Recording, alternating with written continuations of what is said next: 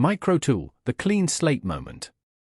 When a conversation has drifted too far, the most elegant reset does not bring the past into the present. It simply reopens the space. Use a clean slate phrase, let's take this from the clearest point so we can move forward without friction. No blame. No explanation. No emotional residue. Case, the conversation that needed restarting without saying so. A procurement negotiation between a British firm and a Portuguese supplier had gone sideways. Misunderstandings piled onto misunderstandings.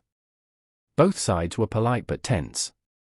Every new sentence made things worse. The mediator didn't revisit the confusion. She simply said, let's take this from the clearest point so both sides feel steady again.